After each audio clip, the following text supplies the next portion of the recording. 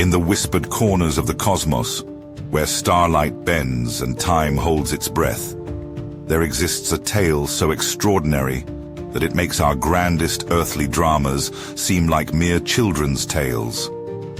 Imagine a world bathed in the ethereal glow of 7 suns, where crystal spires pierce clouds of luminescent gold, and beings of near-immortal grace walk halls that have witnessed millennia of celestial intrigue. This is Nibiru, crown jewel of the ancient skies, and it is dying. In the grand council chamber of the celestial palace, where light dances through panels of living crystal, the Anunnaki elders gather in unprecedented discord. Their world's shield, the very veil that protects them from the savage forces of deep space, unravels like gossamer in a storm. The whispers begin. Who will save them? Who will fall? And more importantly, who will rise? The Anunnaki, those celestial architects of reality itself, find themselves trapped in the most exquisite of ironies.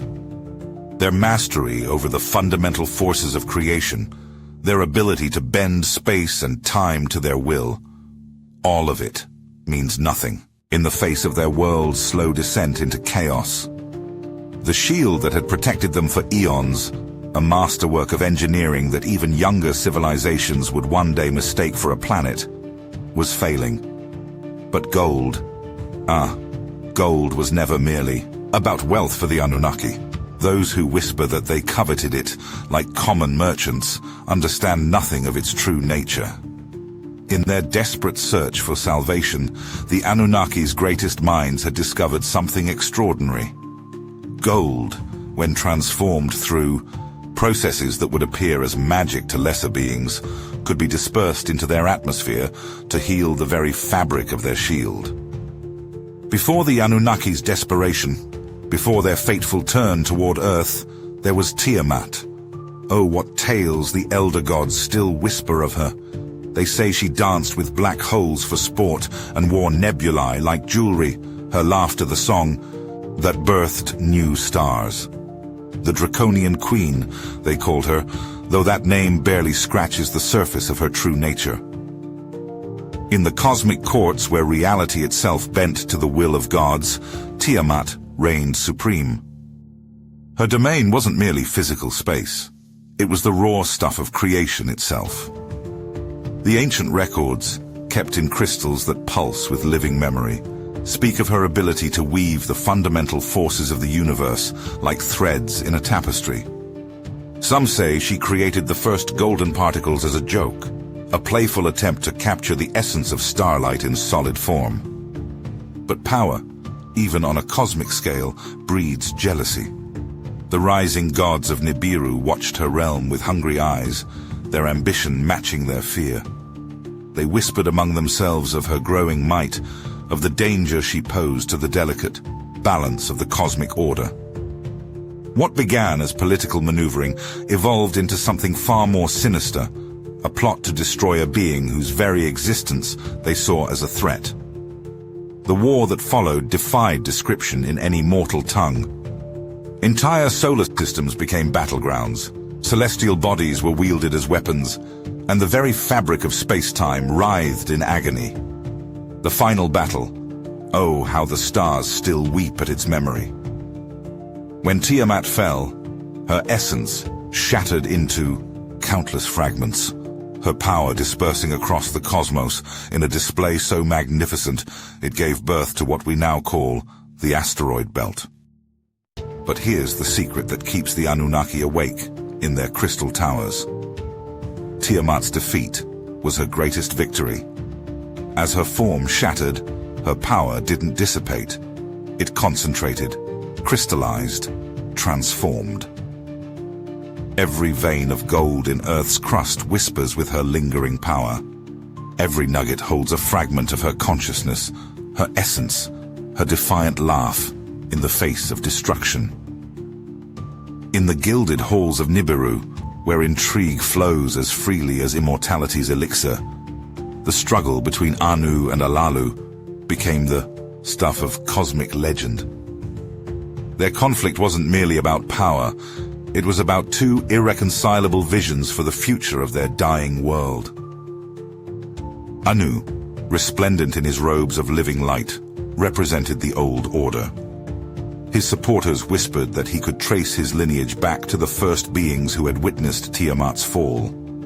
His very presence commanded respect, his words carrying the weight of countless eons of tradition.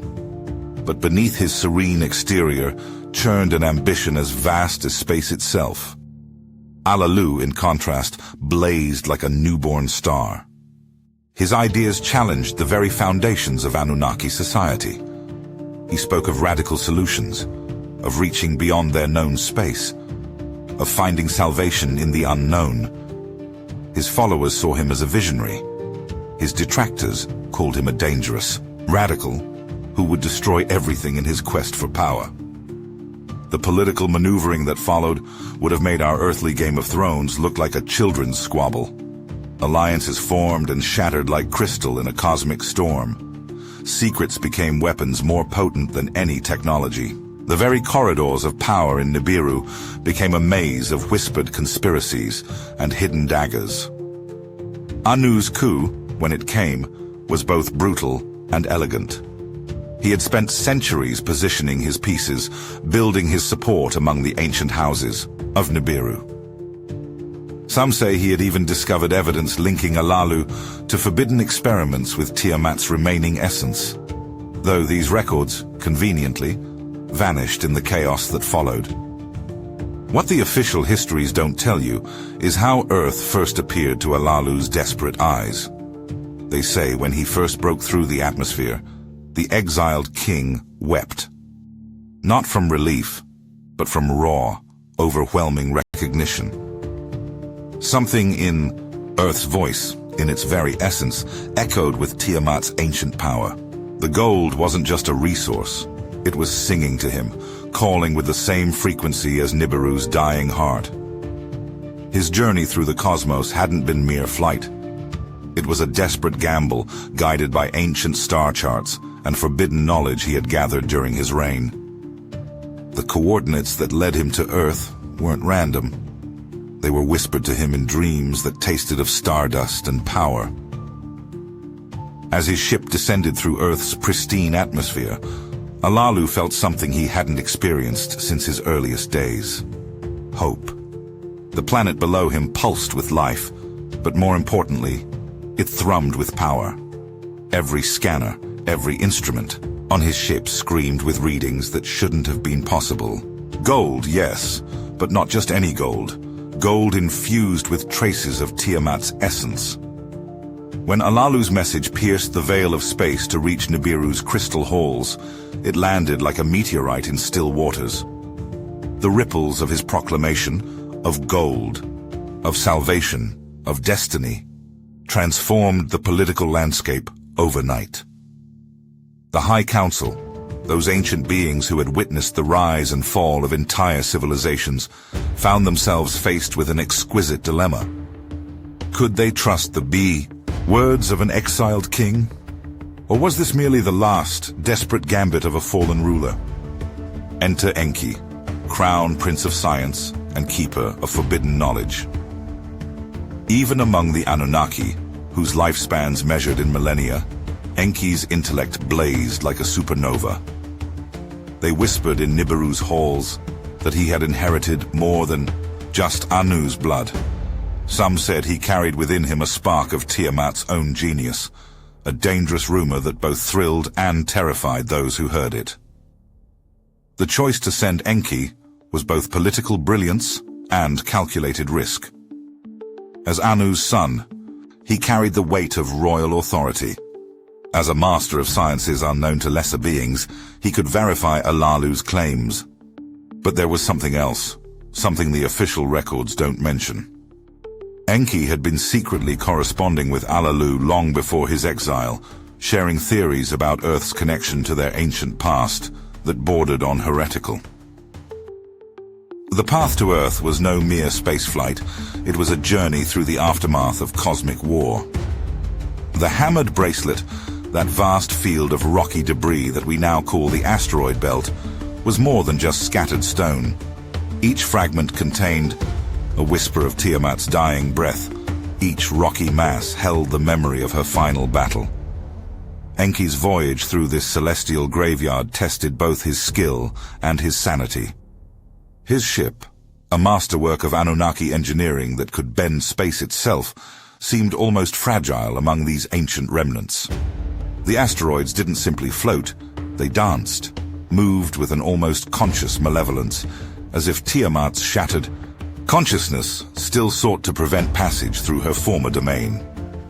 But it was here, dodging fragments of a dead goddess, that Enki made a discovery that would haunt him for millennia. His instruments detected patterns in the chaos, mathematical sequences that couldn't be natural. The hammered bracelet wasn't just debris.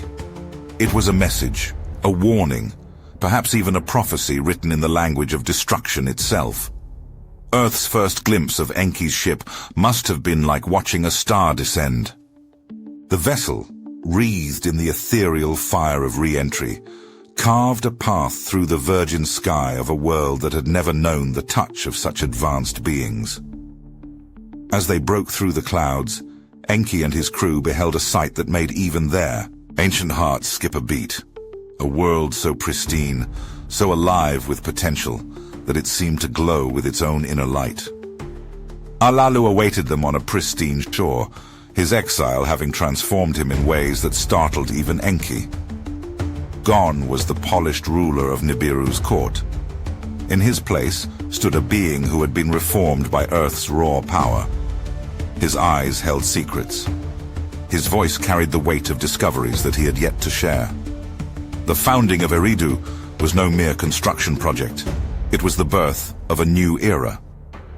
Under Enki's guidance, and with Alalu's hard-won knowledge of Earth's secrets, the Anunnaki began to reshape a small corner of this wild world. They didn't simply build. They wove their own essence into the very foundations of their new home. Crystal spires rose from virgin soil, gardens bloomed with hybrid plants that married Nibiru's genetics with Earth's fertile potential. And at the heart of it all, a temple laboratory where Enki could pursue the mysteries that had drawn him across the stars. When Enlil's ship pierced Earth's atmosphere, it came not like Enki's quiet descent, but like a declaration of power.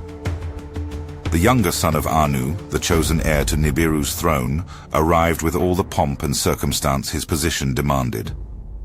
Where Enki had brought scientists and sages, Enlil brought warriors and administrators. His ship cast a shadow over Eridu that seemed to stretch all the way back to Nibiru itself. The tension in the air was thick enough to cut with a ceremonial blade. Enki, standing at the head of his newly established community, watched his half-brothers, arrival with an expression that revealed nothing of the storm brewing in his heart. Enlil, resplendent in his command armor that rippled with living light, surveyed the settlement with eyes that saw not achievement, but disorder. Their reunion was a masterclass in political theater. They embraced as protocol demanded, spoke words of brotherhood that rang hollow in the alien air, and all the while, both knew that Earth would never be big enough for both their ambitions.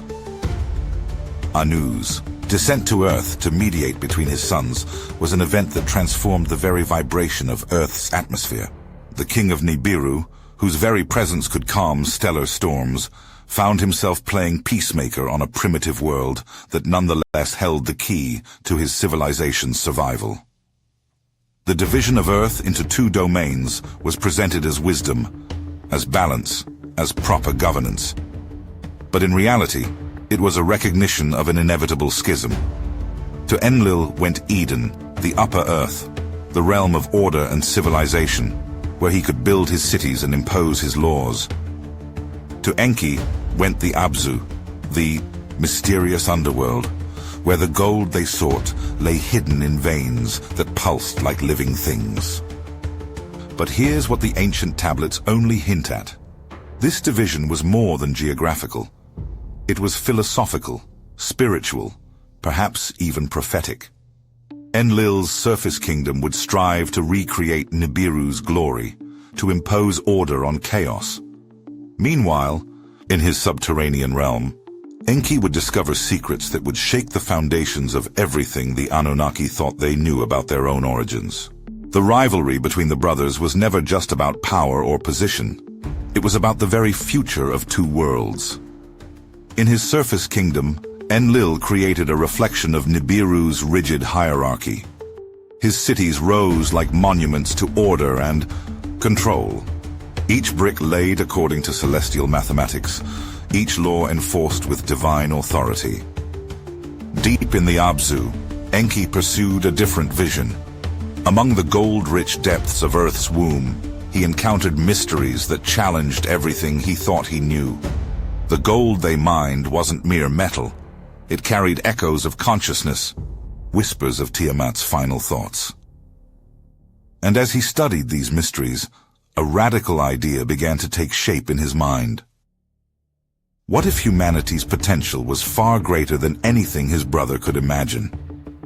Deep in the Abzu, Enki has discovered something that was never meant to be found, something that changes everything we thought we knew about Tiamat's sacrifice and humanity's true purpose.